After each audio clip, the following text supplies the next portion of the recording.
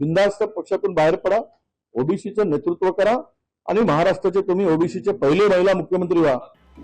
राज्याच्या मंत्री आणि भाजपच्या नेत्या पंकजा मुंडे यांनी आता निवृत्त व्हावंसं वाटतं असं वक्तव्य केल्यानंतर राज्याच्या राजकारणात नव्या चर्चांना उधाण आलंय। त्यांच्या या विधानानंतर विरोधकांकडूनही विविध प्रतिक्रिया उमटत असून काँग्रेसनं तर पंकजा मुंडे यांना थेट पक्षात येण्याची आणि महाराष्ट्राच्या मुख्यमंत्री पदाचे नेतृत्व करण्याची ऑफर दिली आहे। काँग्रेसचे ज्येष्ठ नेते विजय वडेट्टीवार यांनी माध्यमांशी संवाद साधताना पंकजा मुंडे यांना भाजप सोडण्याचे खुले आवाहन केले आहे। गोपीनाथ मुंडे यांच्या निधनानंतर ओबीसी नेतृत्वाला डावलण्याचं काम सुरू झालं। पंकजा मुंडे यांना पक्षात न्याय मिळत नसल्याची भावना असेल, म्हणूनच त्यांच्या भावना अशा प्रकारे व्यक्त होत आहेत असं वडेट्टीवार म्हणाले।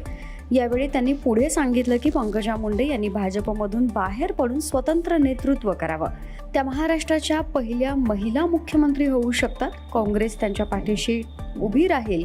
त्यांनी काँग्रेसमध्ये येण्याचा निर्णय घेतल्यास पक्षश्रेष्ठींशी चर्चा करून सकारात्मक निर्णय घेतला जाईल असंही त्यांनी स्पष्ट केलं। दरम्यान पंकजा मुंडे यांच्या वक्तव्यामुळे भाजपमधील अंतर्गत नाराजीच्या चर्चांना पुन्हा एकदा उधाण आलं असून काँग्रेसच्या या ऑफरमुळे राज्याच्या राजकारणात नव्या समीकरणांची चर्चा सुरू झाली आहे। मात्र काँग्रेसच्या या प्रस्तावावर पंकजा मुंडे यांनी अद्याप कोणतीही अधिकृत प्रतिक्रिया दिलेली नाही।